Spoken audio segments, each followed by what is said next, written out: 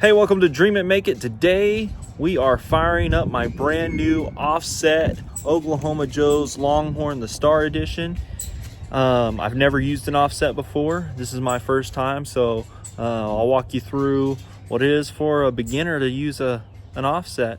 Also, I'm going to be seasoning this thing up. I'll talk about what all comes with this smoker when you get it, and this video may seem a little sporadic. I wasn't planning on this. This smoker just kind of landed in my lap, and so here I am making a video. Let's get into this.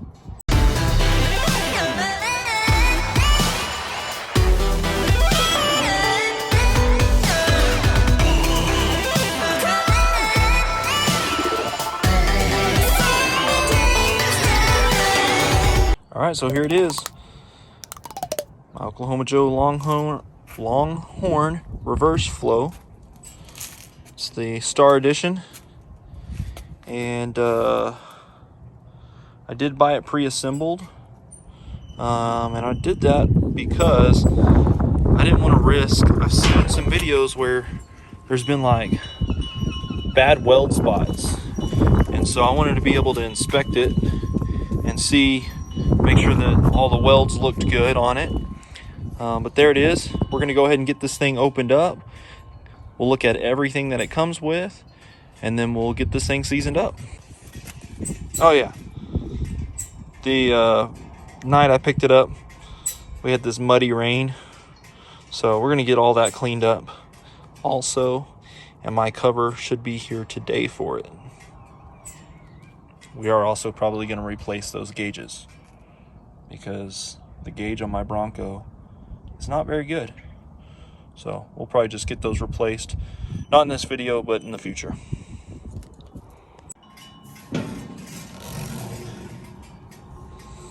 Alright, so first off, we got our grates. Come out in two sections. Then we got our baffles. They come out in 4 sections. All right, now we got these grates down here, though. These are meant so that you can use this and grill inside this as well. That's never going to happen on this smoker. This is going to be strictly smoking only.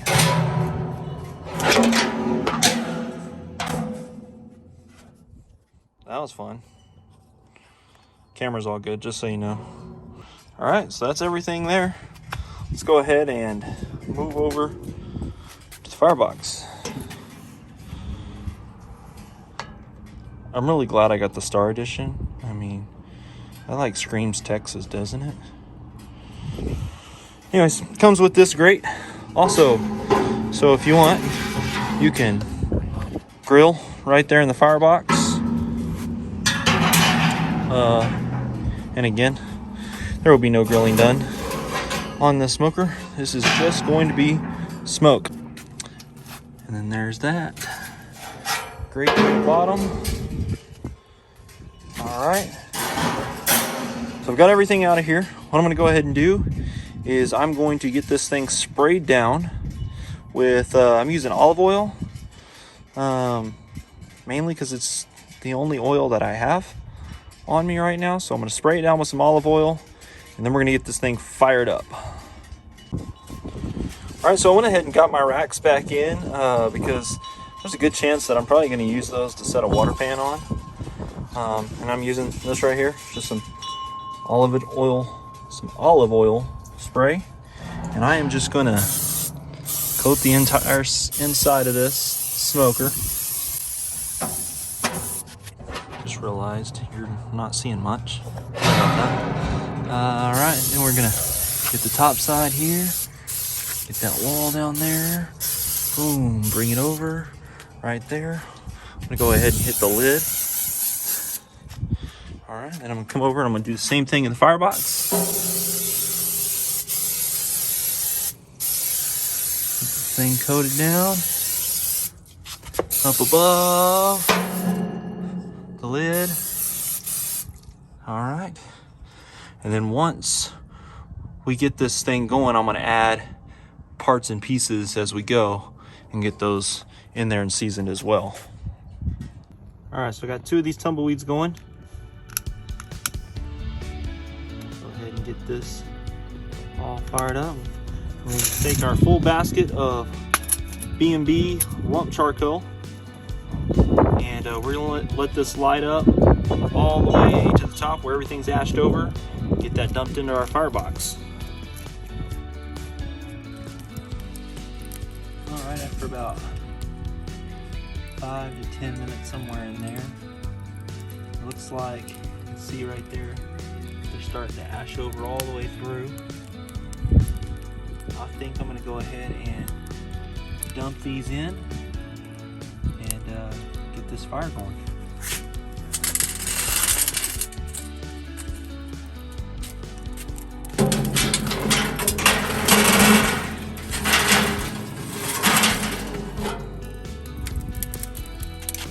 That's not a whole lot of charcoal, so I'm going to go ahead and probably get another chimney going as well.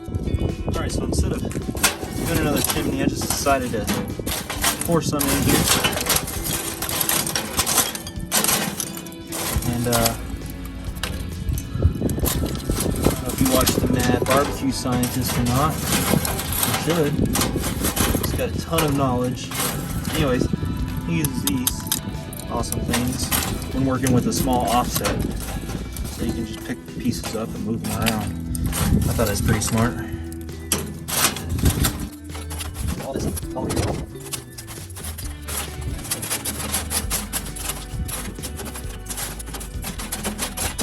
Alright, now so in the startup process, I have left my door wide open. This door's wide open. And this door's wide open. And my stack is wide. Alright, so what I'm waiting for is these flames to really kick up. All this nasty, dirty smoke get out of there. And I'm gonna add a piece of wood. You don't have to do that in a burn-in, but I want to learn how to run my offset, so I'm practicing while I do this. I'm gonna throw in some wood once we get to some clean smoke from this charcoal. While we wait on this, I'm gonna go ahead and come around here to the back. Got my olive oil spray, and I'm just gonna lightly hit right here and at the end. Since we already got some heat in there, I'm gonna hit the front side.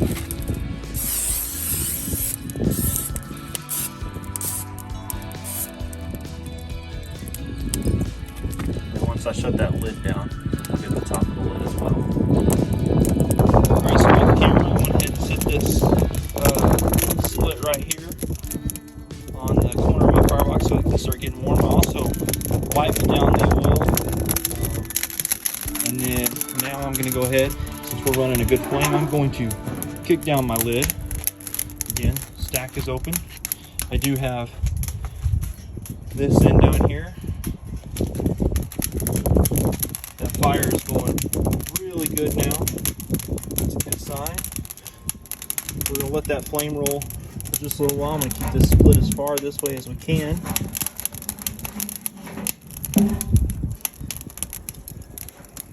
And then I'm going to go ahead and shut my door. Now we can just keep an eye on it from right here. Only problem with the basket is you can't do nothing from here. Oh well.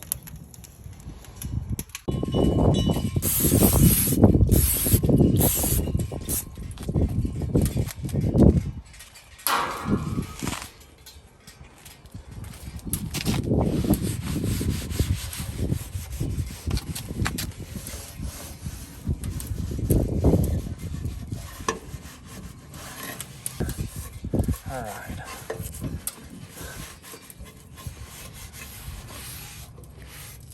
Alright, that is all done. I'll take my spray and we're going to spray the top side of this as well. Just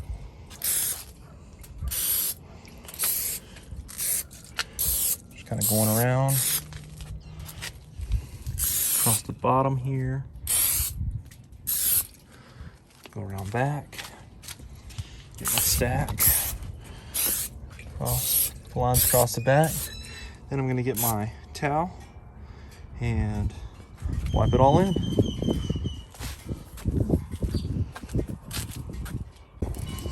All right, I went ahead and dropped our split on. It caught really, really fast. And I went ahead and shut my door down and opened that all the way up. According to these, this one right here is at, 375. This one over here is at about 300. I do not have the baffles in yet. I'm gonna let this run. So, it's been about 15 minutes. We're gonna go ahead and throw these baffles in.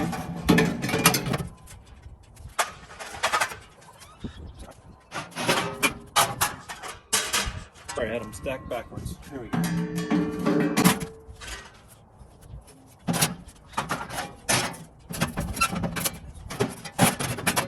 All right, so we got the baffles in.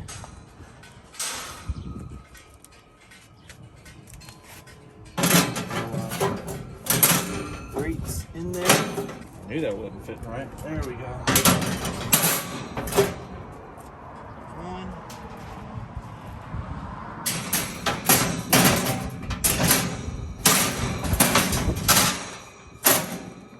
Boom. Those are in. Now I'll take the same olive oil spray. Kind of hit that. And then put that lid back down.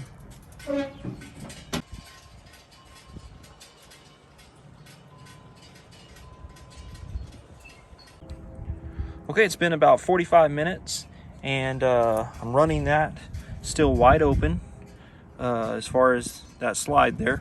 Then I made a change here and I'm putting my wood on top to get them warm, which is what that's made for anyways, because the wood on the inside, it started to smolder a little, which was putting off some dirty smoke into the chamber. Didn't like that too much.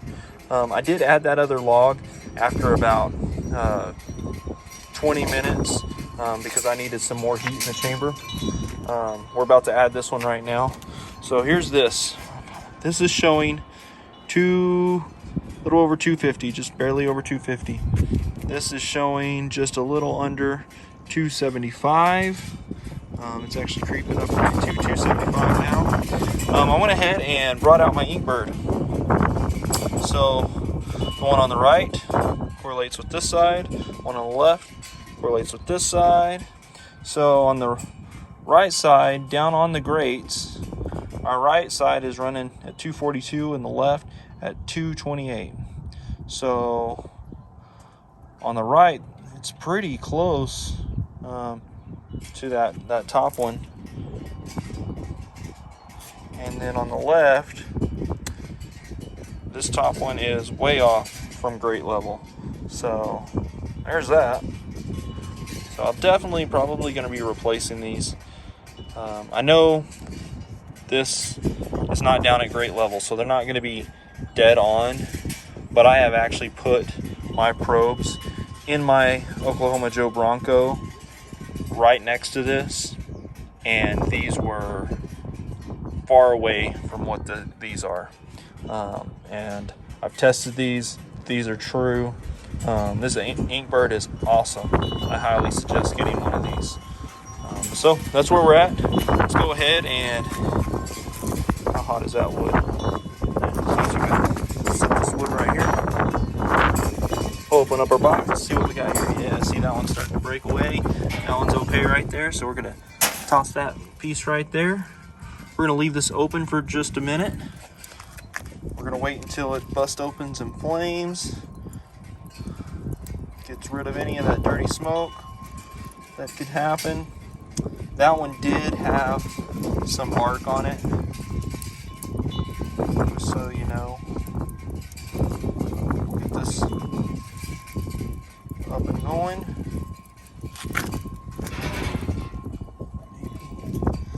Slide this back, get those coals towards the fire. Man, I should have a glove on, but I don't. It's hot. Up in there.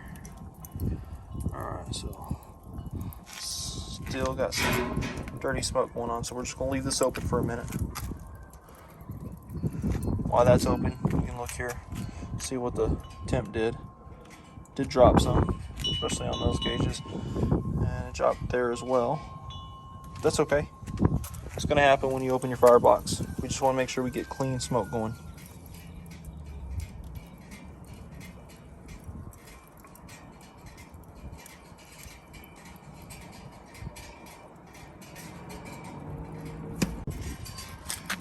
Alright, so I went ahead and kind of turned my logs around like that. Got the flame up and going. It's nice and clean. We're going to get it shut down. Get those temps back up. Alright, so I went ahead and continued to add about 2 of those mini splits every 30 to 45 minutes. And I did this for about 3 hours. Okay, so it's been a few days since I did the burn-in, and since then I have smoked a double smoked ham. That was right after the burn-in. In fact, once I was finished burning it in, I went ahead and put that on there, and it turned out amazing. And then I did 3 chuck roast for Mississippi pot roast, and man, that was so good. The flavor was amazing. When I pulled it off the smoker, like, the smell of that chuck roast was like perfect. So things that I've learned is you got to have a bigger charcoal bed, and what I did in this video was not near enough, especially if I was going to be cooking for a long period of time. Just not even close. And also the little mini split logs that are short, nope, that didn't work, because I ended up having to use 2 every 30 to 45 minutes. So I will be using a fuller split in the future. If you've got any comments or advice, I am open to it. Again, this is my first offset smoker. Leave me a comment below, like this video, subscribe, and we will see you in some future cooks.